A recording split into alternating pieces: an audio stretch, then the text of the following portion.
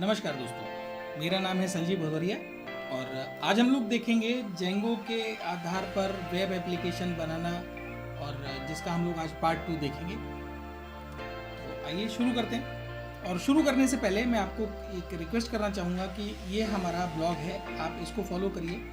ये जो प्रेजेंटेशन मैं इसमें डिस्प्ले करने वाला हूँ, ये प्रेजेंटेशन इस पर हिंदी और इंग्लिश दोनों में अवेलेबल है और जो ये वीडियो है ये भी इस पर अवेलेबल है और भी सारे कंप्यूटर साइंस और इंफॉर्मेटिक्स प्रैक्टिसेस के सारे सब्जेक्ट मीन्स दोनों सब्जेक्ट के सारे चैप्टर्स, उनकी प्रेजेंटेशन और उनके वीडियो आपको इस लिंक पर मिल जाएंगे।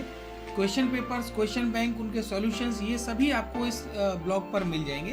तो प्लीज़ फॉलो दिस ब्लॉग और इस पर कमेंट भी करिए, लाइक करिए और हमारे चैनल को भी सब्सक्राइब करिए, लाइक करिए। इस चैनल के सारे वीडियोज़ की लिंक आपको इस वाले पोर्टल पे आपको मिल जाएगी, जो पोर्टल मैं और नेहा त्यागी मैम मिलकर बना रहे हैं। आप यहाँ से आप इसको डायरेक्टली एक्सेस कर सकते हैं। ठीक है, तो आगे बढ़ते हैं।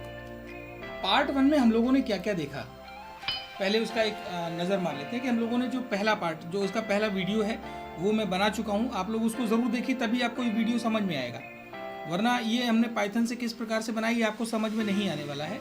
तो पहला भाग आपको बहुत ध्यान से देखना है, ये उसके आगे की कड़ी है या उसका कह लीजिए उसका सीक्वल है ये।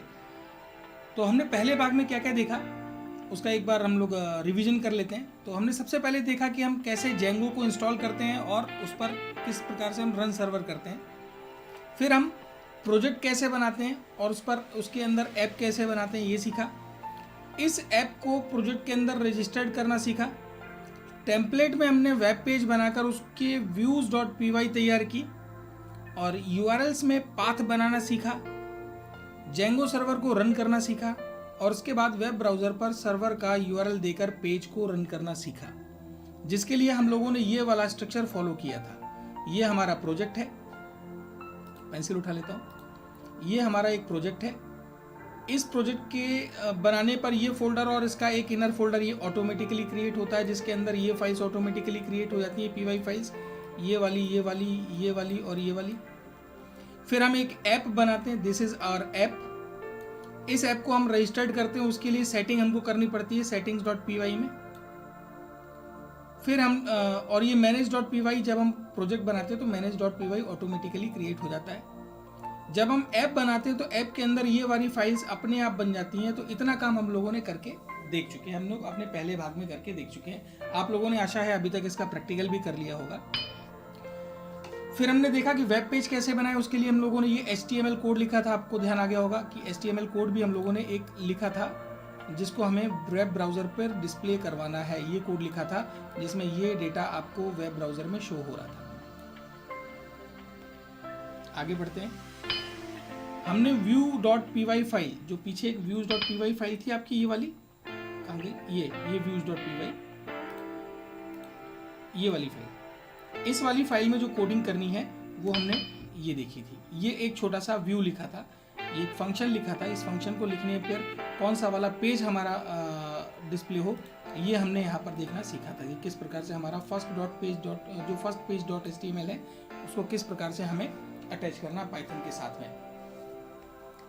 फिर हमने व्यूज़ के उस फंक्शन को पाथ देना सीखा। ये देखिए, हमने पहले इंपोर्ट किया था व्यूज़ को, फिर उसका हमने पाथ देना दिया था कि यूआरएल पे क्या टाइप करें, यानी कि ये नाम हमको यूआरएल पे टाइप करना होता है। और फिर उसके बाद उसके साथ हमने कौन सा व्यूज़ का कौन सा फंक्शन इसके साथ अटैच करना वो यहाँ लिख देते हैं। फिर आपको यूआरएल पे देखिए, ये जो फर्स्ट पेज आप देख रहे हैं ना, ये वाला, ये फर्स्ट पेज, ये हमको कैसे देना होता है, इस तरीके से देना होता है। ये तो आपका सर्वर का एड्रेस हो गया और इसके साथ आपको फर्स्ट पेज दिया। तो देखिए वो डेटा जो आपने HTML में लिखा था वो यहाँ पर शो हो रहा है, मीन्स हमारी फाइल शो हो रही है। तो इतना काम हमने अभी तक करके देखा था अपने पिछले वाले वीडियो में, भाग 1 में। तो अब हम लोग भाग 2 में क्या देखेंगे ये देख लेते हैं। इस हिस्से में हम वेब पेजेस पर डिफरेंट कंपोनेंट्स को डालना सीखेंगे, जैसे टेक्स्ट बॉक्स हो गया, कमांड बटन हो गया, इनको डालना सीखेंगे। और वेब पेज पर कलेक्ट किए गए डेटा को सर्वर तक हम कैसे भेजें ये भी सीखेंगे। यानी जो टेक्स्ट बॉक्स होता है, जैसे आप रोल नंबर और यूजर नेम और पासवर्ड देते हैं ना, तो वो टेक्स्ट बॉक्सेस होते हैं। नीचे सबमिट की बटन या लॉगिन की बटन होती है। जब आप लॉगिन की बटन क्लिक करते हैं तो ये डेटा जो आपने यूज़र नेम और पासवर्ड में दिया था ये सर्वर पे जाता है, तो ये भी हम सीखेंगे। गेट मेथड का प्रयोग हम लोग पिछले अध्याय में कर ही चुके हैं, ये हमारा जो गेट मेथड ही था, और पोस्ट मेथड को हम लोग इस वाले भाग में सीखेंगे। वेब पेज का डाटा को इनपुट कराकर और CSV फाइल में स्टोर करना सीखेंगे। साथ ही इस काम में हम थोड़ा सा डिटेल का हिस्सा भी जानेंगे, और उसके लिए मैं आपको एक लिंक दे दूंगा जिसके थ्रू आप डिटेल के बारे में और डिटेल जानकारी ले सकते हैं। ठीक है, और ये सब काम करने के लिए हम एक छोटी सी एप्लीकेशन बनाकर देखेंगे, क्योंकि हम इस वीडियो में थ्योरी ना करके इसका प्रैक्टिकल करके देख के सीखने वाले हैं कि हमारा वेब एप्लीकेशन जेंगो बेस्ड कैसे बनती है। आज हम एक छोटी सी एप्लीकेशन बनाएंगे, तो हम लोग एक एग्जांपल लेकर चलेंगे, है ना। ये हमारा KVS का एक प्रोजेक्ट है। इस प्रोजेक्ट में देखिए टीचर नाम से एक ऐप है KVS का, तो ये इनर फोल्डर हो गया, ये manage.py हो गई, और इसके अंदर एक टेम्पलेट फोल्डर जिसके अंदर हमारी 2 HTML फाइल्स पड़ी हुई हैं। इस फाइल से डेटा शो होगा इस वाले HTML पेज से, और इस वाले HTML पेज से स्टूडेंट की डिटेल की एंट्री होगी। ठीक है, स्टूडेंट की जो डिटेल की एंट्री होती है उसको हैंडल कौन करेगा, views.py हैंडल करेगा। तो हमें सिर्फ 3 फाइल में ही छेड़छाड़ करनी है, क्योंकि बाकी सब तो हम लोग करके देख चुके हैं।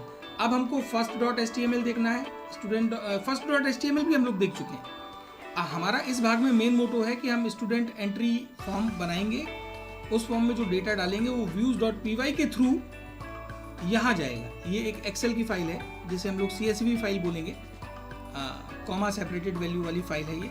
यहाँ से डेटा हम एंट्री करेंगे, views.py उसको कहाँ भेजेगा, इस वाली फाइल में भेजेगा, और इस वाली फाइल से डेटा उठकर जब हम डिस्प्ले करेंगे तो वो ये वाली फाइल उठाकर आएगा, किसके थ्रू, व्यूज के थ्रू।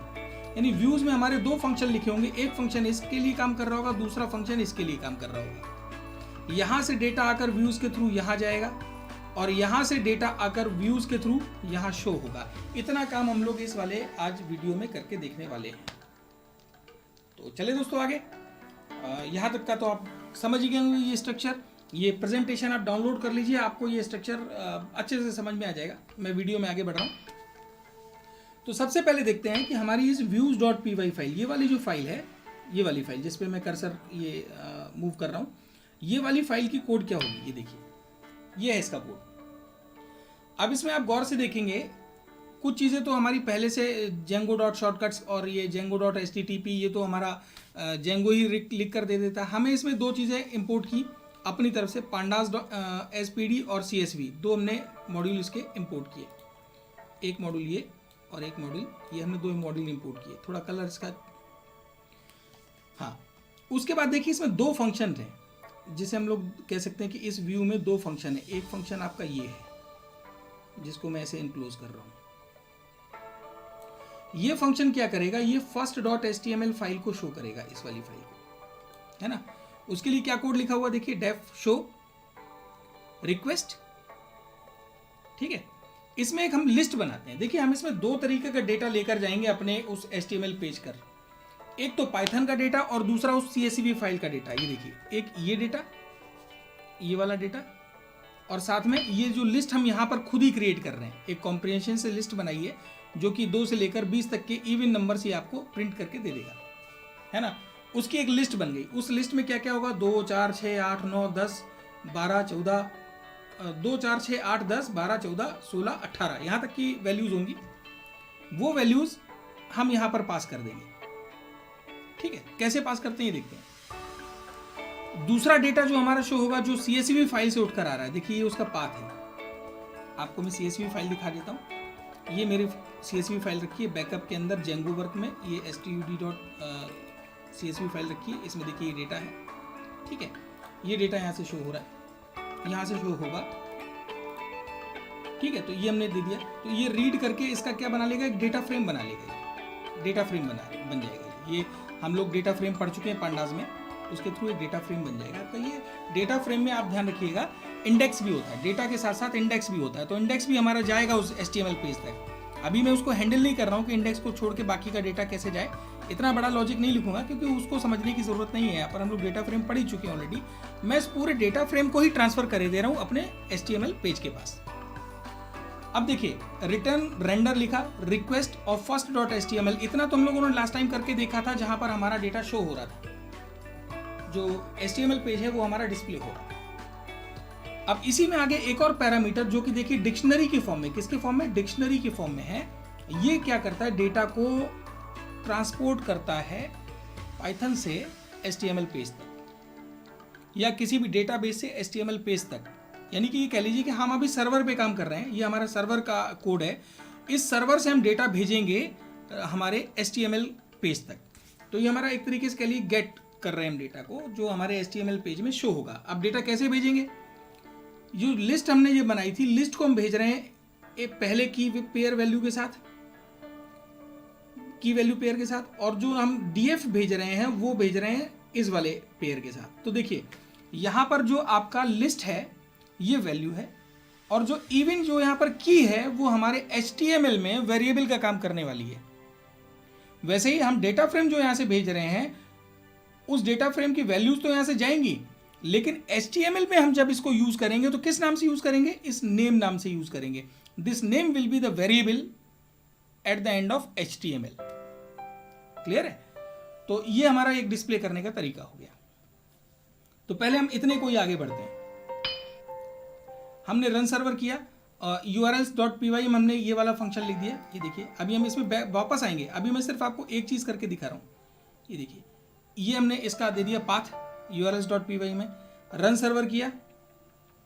रन सर्वर करने के बाद हमारी जो first.html फाइल है इसको देख लीजिए। first.html फाइल जहां पर हमको डेटा कहां से आ रहा है, हमारा डेटा दो जगह से आ रहा है। एक पाइथन से लिस्ट आ रही है और दूसरी हमारी CSV फाइल से डेटा फ्रेम आ रहा था, जो कि नेम के रूप में हमने यहाँ पर भेजा था, है ना। और एक चीज और देख लीजिए, व्यूज में लिस्ट जो है वो किस नाम से यहाँ पर हम यूज करेंगे, इवन नाम से, वहां पर जो वेरिएबल होगा। तो देखिए यहाँ पर हमने HTML पेज बनाया, वेलकम टू KBS लिखा, बॉडी बनाया, इसके अंदर एक दिस इज फर्स्ट डेंगो प्रोजेक्ट एक मैसेज दिया, फिर यहाँ पर हमने इवन लिख दिया। ये इवन एज अ वेरिएबल ये हमारा यूज हो रहा है ना। इवन क्या करेगा, पूरी लिस्ट को एक साथ प्रिंट कर देगा, पूरी लिस्ट को एक साथ प्रिंट कर देगा। अभी दिखाएंगे कैसे प्रिंट करेगा। फिर हमने क्या किया, इसी इवन को एक फॉर लूप के थ्रू, जिसके लिए हम लोग DTL यूज किया है, जेंगो टेम्पलेट लैंग्वेज, D से शुरू होता है जेंगो चूंकि, तो जेंगो टेम्पलेट लैंग्वेज का ये सिंटेक्स है। इस DTL का मैंने एक छोटा सा हिस्सा यहाँ पर कवर किया है। जो फॉर लूप देखिए यहाँ पर इस प्रकार से लग रहा है, हमने फॉर लूप लगाया for A in even, even में से एक एक वैल्यू A में उठ के आएगी, उसको ये A को प्रिंट करेगा। BR का मतलब अगली लाइन में, अगली वैल्यू अगली लाइन में, फिर वैल्यूज आती जाएंगी, प्रिंट होती जाएगी जब तक कि इवन में कोई भी वैल्यू है। सारी वैल्यू खत्म हो जाएंगी तो एंड फॉर करके हमारा फॉर का ये लूप का खात्मा हो जाएगा। और हमारे देखिए इवन के वैल्यूज को हम दो तरीके से प्रिंट कर रहे हैं, एक साथ और एक एक करके। यानी हमने यहाँ पर थोड़ा सा DTL का भी हैंडल हमने किया है। उसके बाद हमने क्या किया, नेम को प्रिंट कर दिया। अब नेम क्या है, नेम में आ रहा है हमारा डेटा फ्रेम, ध्यान है आपको पीछे से। इवन से हमने वहां पर देखिए लिस्ट दी, दो तरीके से दिखाई, एक साथ और एक एक करके, और नेम को हमने एज इट इज प्रिंट कर दिया। ये देखिए नेम को हमने कैसे प्रिंट कर दिया, एज इट इज। फिर हमने यहाँ पर एक लिंक बनाया है जिसपे लिखा है click here to add new students. जब मैं इस लिंक पे क्लिक करूंगा तो आपका पेज इस वाले लिंक की तरफ रिडायरेक्ट हो जाएगा। ये लिंक कौन सा है, स्टूडेंट एंट्री का जो मैंने पेज बनाया ना दूसरा वाला, ये आपको वहां पर लेकर जाएगा। ठीक है, अब मैं आगे बढ़ता हूं, ये अभी इसको बाद में बात करेंगे।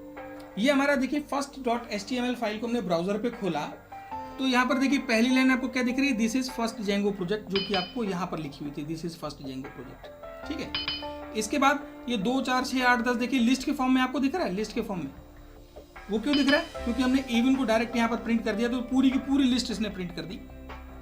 फिर आपको देखिए किस तरीके से दिख रहा है, 2 के बाद अगली लाइन में 4, अगली लाइन में 6, फिर 8 और ये 18 तक आपको क्यों दिख रहा है, क्योंकि मैंने इसको DTL के फॉर लूप के थ्रू एक को एक एक करके प्रिंट कराया था। इवन में से एक वैल्यू A में आई, प्रिंट हुई अगली लाइन, इवन से दूसरी वैल्यू A में आई, प्रिंट हुई अगली लाइन। तो देखिए हर वैल्यू कहाँ प्रिंट हो रही है, एक एक करके प्रिंट हो रही है। उसके बाद मैंने क्या किया था, उसके बाद मैंने नेम को प्रिंट कर लिया था। नेम जो कि मैं पीछे से डेटा फ्रेम के थ्रू भेज रहा था, ये देखिए ये नेम को भेजा था ना डेटा फ्रेम, उस डेटा फ्रेम को इसने पूरा का पूरा प्रिंट कर रहा है। तो देखिए डेटा फ्रेम किस तरीके से दिख रहा है यहाँ पर आपको, रोल नंबर, नेम, ये उसके इंडेक्स हो गए ऊपर वाले, 0 इंडेक्स रोल नंबर 1 हरी, 1 इंडेक्स रोल नंबर 2 मुकेश। इस तरीके से पूरा डेटा फ्रेम एक लाइन में प्रिंट हो गया। अब इसको हैंडल नहीं किया मैंने, सिर्फ आपको ये दिखाना चाह रहा था कि हम डेटा कहीं से भी ला सकते हैं। पाइथन में जो हमने लॉजिक लिखा उसका डेटा भी आ सकता है, और अगर हमारा कोई डेटा CSV फाइल में सेव है, डेटाबेस में सेव है, उसको भी हम यहाँ तक ला सकते हैं। ठीक है, अब जब मैं यहाँ क्लिक करूँगा तो मेरा वो पेज आ जाएगा जिसमें मैं स्टूडेंट एंट्री कर रहा हूँ, ये वाला पेज लाने के लिए, और यहाँ क्लिक करूँगा तो मैं यहाँ पर आ जाऊँगा। तो ये मतलब एक नेविगेशन मैंने बना दिया है। तो ये तो था कैसे हम लोग पाइथन या डेटाबेस से डेटा को लेकर आते हैं वेब पेज तक, यानी गेट मेथड। अब हम लोग इसका उल्टा करेंगे कि हम लोग एंट्री करेंगे फॉर्म में, और वो फॉर्म का डेटा हमारा पाइथन में जाना चाहिए और पाइथन के थ्रू CSV फाइल में जाना चाहिए। अब हम इसको देखते हैं। तो हम फिर से अपनी views.py फाइल पे आते हैं, क्योंकि यहाँ पर उस स्टूडेंट एंट्री फाइल को हैंडल करने के लिए मैंने एक और फंक्शन लिख रखा हुआ है। इस वाली HTML फाइल के लिए एक और फंक्शन यहाँ पर रख रखा हुआ है जो ये है। इसको आप गौर से देखिए। यहां पर हम लोग यूज करने वाले हैं पोस्ट मेथड। तो हमने एक फंक्शन बनाया डेफ टू एंट्री, और इसमें एक रिक्वेस्ट पास किया। अब रिक्वेस्ट में दो मेथड होंगे, गेट या पोस्ट। ऊपर वाला जो रिक्वेस्ट था इसमें गेट मेथड यूज किया था हम लोगों ने, यहां पर हम लोग यूज करेंगे पोस्ट मेथड। पोस्ट मेथड का मतलब जो भी हम क्लाइंट पर एंट्री करेंगे वो चीज सर्वर पे आ जाए। तो हम ये चेक करेंगे कि अगर हमारा रिक्वेस्ट का जो मेथड है वो पोस्ट है, जो कि मैंने यहाँ पर फॉर्म बनाते समय दिया हुआ है। ये देखिए, आप इसको देखिए, जब मैंने फॉर्म बनाया है ये, तो यहाँ मेथड इक्वल टू क्या दे रखा है, पोस्ट। तो उसी को यहाँ पर हैंडल किया है कि अगर हमारा रिक्वेस्ट का मेथड पोस्ट है तो क्या करें, ये एक डिक्शनरी बनाए। उस डिक्शनरी में क्या आ जाए, रिक्वेस्ट से जो कुछ भी पोस्टिंग में आया है, जो भी हमने उधर से डेटा भेजा है, उसकी एक ये डिक्शनरी तैयार करेगा, और वो डिक्शनरी किस नाम से रहेगी, stew.dict नाम से एक डिक्शनरी तैयार हो जाएगी। डिक्शनरी सबको पता है। फिर हमने क्या किया, एक फाइल ओपन की जिसका ऑब्जेक्ट बनाया हमने st। फाइल का नाम क्या है, stud.csv। देखिए इसका पाथ देखिए आप किस तरीके से लिखा हुआ है। ये जो मैंने अभी आपको दिखाया था ना कि ये देखिए, ये हमारा पाथ है ई ड्राइव में जेंगो वर्क में जाकर std, तो वही पाथ यहाँ पर लिखा हुआ है, ई ड्राइव में जेंगो वर्क में जाके stud.csv। इसको हम किस मोड में खोलेंगे, अपेंड मोड में, क्योंकि हम इसमें डेटा भरेंगे।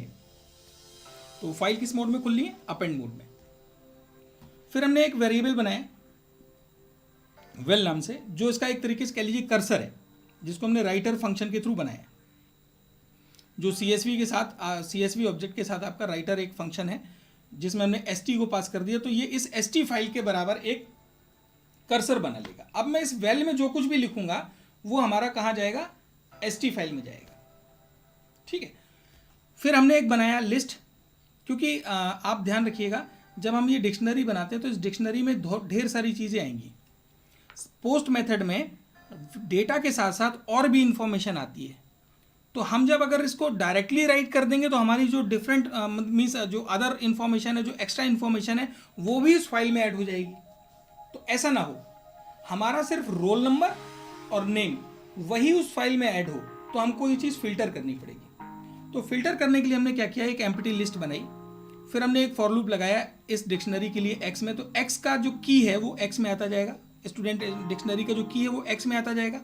फिर हम यहाँ मैच करेंगे कि अगर हमारा x में जो की आया है वो रोल नंबर है, तो वो l में अपेंड कर दे स्टूडेंट डिक्शनरी के रोल नंबर की जो वैल्यू आई है ना, क्योंकि डिक्शनरी है तो डिक्शनरी में की और वैल्यू होगी, तो इस की जो वैल्यू है वो किस में अपेंड हो जाए, l में। वैसे ही जब x इक्वल टू नेम मिले तो नेम के की जो वैल्यू है वो किस में अपेंड हो जाए, l में। तो अब इस समय l में दो ही चीजें रहेंगी। जो हमने टेक्स्ट बॉक्स के थ्रू रोल नंबर और नेम भेजा था, सिर्फ वो दो चीजें ही हमारे इस l में रहेंगी। हम उस l को कहाँ राइट कर देंगे, वेल में लिखेंगे राइट रो और l।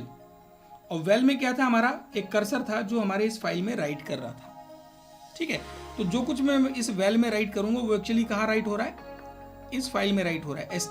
st किसका ऑब्जेक्ट है, stud.csv का ऑब्जेक्ट है। राइट हो गया। उसके बाद हम लोग इस फंक्शन को रिटर्न में क्या लेंगे, रेंडर रिक्वेस्ट। ठीक है, क्योंकि जो हमने यहाँ पर पैरामीटर लिया है। उसके बाद इस फंक्शन के साथ कौन सी फाइल अटैच करनी है, वो है stuentry.html। तो अब हम देखते हैं कि stuentry.html फाइल क्या कह रही है। हाँ, उसके पहले हम ये देख लें कि हमारे पाथ, एक और पाथ ऐड करना पड़ेगा। आपने जितने वेब पेजेस हैं उतने आपको पाथ ऐड करने पड़ेंगे, उतने ही आपके फंक्शन को कॉल करना पड़ेगा। तो देखिए पाथ में हमने क्या अटैच किया है, stuentry, ये तो नाम है जो हमें URL पे देना है। और इसके थ्रू कौन सा फंक्शन कॉल हो, वो स्टूडेंट एंट्री नाम का फंक्शन जो कि हमने यहाँ पर बनाया है, ये देखिए ये बनाया है। ठीक है, आगे बढ़ते हैं। यूआरएल तो समझ में आ गया होगा कि हाँ क्या सेटिंग क्यों की। फिर हमने रन सर्वर किया, रन सर्वर में ये यूआरएल मिलेगा और इस फाइल को एंट्री लेने के लिए हमको क्या लिखना पड़ेगा आगे, stu एंट्री यहाँ पर ऐड करके फिर ब्राउजर पर रन करना पड़ेगा। first.html फाइल को हम समझ ही चुके थे, अब हम stu एंट्री फाइल को समझेंगे। हमने इसका ये पूरा एक HTML कोड लिखा, एंटर द डिटेल्स एक हेडिंग दी हमने, फिर एक फॉर्म बनाया HTML टैग फॉर्म। इसमें एक्शन में हमने कुछ नहीं लिखा, हैश मतलब कोई function, no function will be called here. Method equal to हमने कर दिया पोस्ट, मतलब यहाँ से वैल्यूज को हमें सर्वर पे भेजना है। ये इसका एक सिंटैक्स है, अगर हम ये नहीं लिखेंगे तो वैल्यूज यहाँ से सर्वर तक नहीं जाएंगी। ये फॉर्म के साथ एक सिंटैक्स चलता है। ठीक है, जब HTML आप पढ़ेंगे तो आपको समझ में आ जाएगा किस तरीके से हम फॉर्म बनाते हैं। फिर रोल नंबर दिया, ये रोल हमारा एक टेक्स्ट है जो दिखेगा। NBSP अभी बताता हूँ। इनपुट टाइप टेक्स्ट, इनपुट का टाइप क्या होगा, टेक्स्ट। नेम क्या होगा उसका, रोल नंबर। तो ये हमारी की बन जाएगी, ध्यान रखिएगा ये की बनेगा हमारा। और इस टेक्स्ट में जो हम एंट्री करेंगे वो वैल्यू बनेगी इसकी, समझ गए। क्योंकि वहाँ डिक्शनरी हम हैंडल कर रहे थे ना पीछे, आपको ध्यान होगा यहाँ पर मैं डिक्शनरी हैंडल कर रहा था, ये देखिए, है ना। तो स्टूडेंट डिक्शनरी में अगर वो रोल नंबर मिलता है तो उसकी वैल्यू कहाँ जाए, लिस्ट में, और अगर वो नेम मिलता है तो उसकी वैल्यू कहाँ जाए, लिस्ट में। तो वही जो यहाँ पर मैं दे रहा हूँ, ये वाले नेम, ये हमारी की बनेगी और इसके जो टेक्स्ट की वैल्यू है वो उसकी वैल्यू बनेगी, मतलब एक पेयर बन जाएगा। ऐसी नेम नाम से हमने दूसरा एक इनपुट तैयार किया। ठीक है, ये NBSP का रूल क्या है अभी आपको बताता हूँ कि जब आपका ये फॉर्म शो होगा तो इस रोल नंबर और इस टेक्स्ट के बीच में जो है ये आप गैप देख रहे हैं ना, एक स्पेस का, सॉरी एक स्पेस का ये गैप देख रहे हैं, this space is due to NBSP। ये HTML में जब आप पढ़ेंगे तो आपको समझ में आ जाएगा, HTML जो लोग जानते होंगे। तो $NBSP से ये एक स्पेस प्रोवाइड करता है इस लिखे हुए रोल और इस टेक्स्ट बॉक्स के बीच में, इसलिए लिखा हुआ है।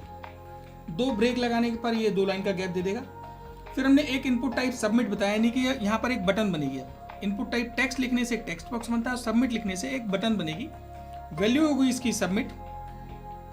ठीक है, सबमिट करने पर जब हम इस पर क्लिक करेंगे तो हमारा पोस्ट मेथड ये कॉल होगा और वैल्यू हमारी भेज दी जाएगी कहाँ तक, सर्वर तक, जब मैं इस बटन पे क्लिक करूंगा तब। और उसको भेजने के लिए हमारा ये वाला सिंटैक्स काम आता है। फिर हमने एक HREF बनाया, click here to view the details of student. जब मैं इस लिंक पे क्लिक करूंगा तो हमको ये first.html पे रिडायरेक्ट कर देगा। उसके लिए हमें इसी तरीके से लिंक ध्यान रखना है, ये बहुत ध्यान रखिएगा, क्योंकि हम जेंगो सर्वर के साथ काम कर रहे हैं तो हमारी लिंक भी जेंगो सर्वर के एड्रेस के साथ ही होगी। जब हम इस पे क्लिक करेंगे तो स्टूडेंट एंट्री, और जब इस पे क्लिक करेंगे तो हमारा ये first.html पे जाएगा। ठीक है, तो अब आपका रन करने पे देखिए क्या होगा। जब हम इसको रन करेंगे स्टूडेंट एंट्री के साथ तो आपको इस तरीके से फॉर्म दिखेगा। जब आप यहाँ 3 और राशि लिख देंगे, सबमिट करेंगे, तो देखिए आप जब चाहे नोटपैड खोल के देख लीजिए उसमें नाम जुड़ गया, और चाहे आप यहाँ क्लिक करके ये वाला जब पेज खोल के जाएंगे तो देखिए यहाँ पर भी 2 और 3 राशि लिखा है। 2-3 राशि में कंफ्यूज मत होइएगा। This 2 is index of data frame, 3 is your roll number and Rashi is the name. ठीक है, तो अब हम इसको एक बार रन करके देख लेते हैं। इतना तो आपको समझ में आ गया होगा। अब हम इसको रन करके देखते हैं। ठीक है, तो ये हमारा जेंगो वर्क, यहाँ KVS के अंदर गए, इसको मैंने खोला आपका कमांड विंडो के साथ में, ये कमांड विंडो खुला, यहाँ से मैंने किया manage.py रन सर्वर। अब देखिए मैं डायरेक्ट इसको आपको दिखा रहा हूँ, ये कहाँ, यहाँ तक हम कैसे पहुंचे ये हम पहले वीडियो में देख चुके हैं। तो हमारा सर्वर रन होने लग जाएगा, इसका हमको एक एड्रेस मिलेगा। अभी ये रन हो जाने देते हैं, ये देखिए चेकिंग चलने लग गई। अब ये रन हो गया, ये देखिए हमको URL मिल गया, है ना। तो URL मिल गया, तो अब URL को हम कैसे यूज करेंगे ये देखिए। ये हमको उस URL के साथ अगर फर्स्ट लिख देंगे तो first.html खुलेगा, उसके बाद स्टूडेंट एंट्री लिख देंगे तो हमारा student.entry फॉर्म खुलेगा, स्टूडेंट एंट्री वाला HTML पेज खुलेगा। ठीक है, तो अब हम क्या करते हैं, ये इसको ओपन रहने देते हैं। अब हम अपना ब्राउज़र खोलते हैं। ब्राउज़र पे हमने यहाँ पर लिखा 127.0.0.1:8000, ये तो हमारा सर्वर हो गया। और इसके साथ हम लोगों को क्या खोलना है, सबसे पहले first.html, ये सिर्फ लिखा। ये देखिए आपको सिर्फ 2 ही नाम अभी दिख रहे हैं, क्योंकि हमारे उसमें सिर्फ 2 ही नाम थे शुरू में जो आपको दिखाया था। पहले आपको दिखा देता हूँ एक बार, बैकअप जेंगो वर्क, इसको आप ओपन विद करके ये नोटपैड में देख लीजिए, ये सिर्फ 2 ही नाम है ना, तो यही 2 नाम दिखा रहा है। ठीक है, हम यहाँ पर तीसरा नाम लिख दें तो राकेश, उसको सेव कर दिया। ठीक है, और एंटर कर दिया, तो सेव कर दिया यहाँ से। अब आप यहाँ पर आइए, इसको रिफ्रेश करिए, देखिए राकेश जुड़ गया। यानी कि हमने अपनी CSV फाइल में चेंज किया और हमको हमारे HTML फाइल में ये दिख गया। इसका मतलब ये हमारा एकदम कोड करेक्ट काम कर रहा है। अब हम यही काम करेंगे एंट्री करके, वेब फ्रेम मीन्स एक फॉर्म से एंट्री करके। तो फॉर्म आपका कहाँ पर है? ऐड न्यू स्टूडेंट्स में। ये ऐड न्यू स्टूडेंट खोला, या अब रोल नंबर हम 1 2 3 तो दे चुके थे, अब हम यहाँ रोल नंबर 4 देते हैं और यहाँ पर देते हैं श्याम। ठीक है, सबमिट किया तो देखिए यहाँ से वैल्यू चली गई। अब हम click here to view the details देखें तो हमारा ये यहाँ पर देखिए श्याम जुड़ गया। और इसको अगर हम जाकर यहाँ पर भी देखें तो STUD को जब ओपन विद, चूंकि CSV फाइल है तो नोटपैड में खुल जाएगी, देखिए श्याम जुड़ गया। ठीक है, ये जो एक्स्ट्रा आया है ये थोड़ा सा कोड में अभी हमको ये देखना पड़ेगा कि इसमें एक वैल्यू ये एक्स्ट्रा ले रहा है। अभी क्यों ले लिया इसको देखेंगे, कल तो ये सही चल रहा था एकदम, लेकिन डेटा हमारा आ गया। आपको ये चीज़ समझ में आ गई क्योंकि डेटा हमारा आ गया। ठीक है, तो यहाँ पर देखिएगा आपको ये डिस्प्ले एकदम सही हो रहा है। ठीक है, तो ये तो था हमारा किस तरीके से हमने इस प्रोजेक्ट को बनाया। आप लोग भी इसको बनाइए और एप्लीकेशंस डेवलप करिए, और प्रोजेक्ट अब हम लोग इस पर आराम से बना सकते हैं। हम लोगों ने प्रोजेक्ट बनाने के लिए 2 चीज़ें देखी जो हमें 12th में बनानी है CS और IP के स्टूडेंट्स के लिए। वो चाहे tkinter यूज़ कर लें, चाहे Django यूज़ कर लें।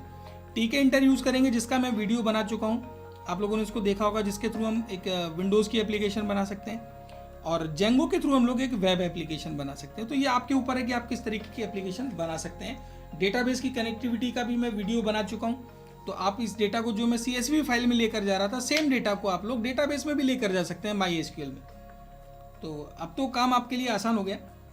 और यहाँ पर HTTP, अब जो हम लोग ये समझ गए उसको देख लीजिए। HTTP क्या है कि एक प्रोटोकॉल का समूह होता है, एक प्रोटोकॉल का सेट होता है जो क्लाइंट और सर्वर के बीच में कम्युनिकेशन करवाने के लिए जिम्मेदार होता है ना। क्लाइंट है, जैसे आप लोगों वेब ब्राउज़र खोला और उस पर आपने टाइप किया gmail.com, तो gmail.com जो आपके सिस्टम पे दिख रहा है दैट इज़ योर क्लाइंट।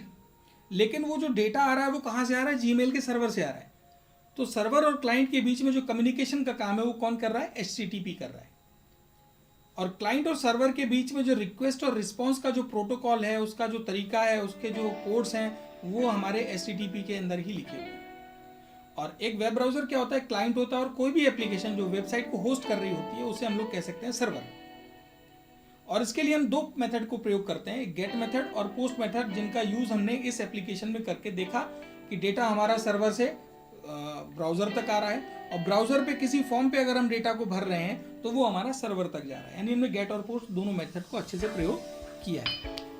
और Django टेम्पलेट लैंग्वेज जो यहाँ पर नया था, जो जिसके लिए आप ये वापस चलता हूँ, ये देखिए ये आपका DTL लैंग्वेज का फॉर लूप है। इसके इसी तरीके से इफ़ एल्स का स्टेटमेंट भी होता है, और किस तरीके से देखिए डबल ब्रैकेट के अंदर इवन लिखा तो वेरिएबल काम कर रहा है। तो ये DTL को अगर आपको सीखना है तो मैंने यहाँ पर आपको 2 लिंक दे रखे हुए हैं। इन लिंक पे आप क्लिक करिए तो आपको DTL की कंप्लीट जानकारी मिल जाएगी। मैं यहाँ पर लिंक को आपको क्लिक करके दिखा रहा हूँ।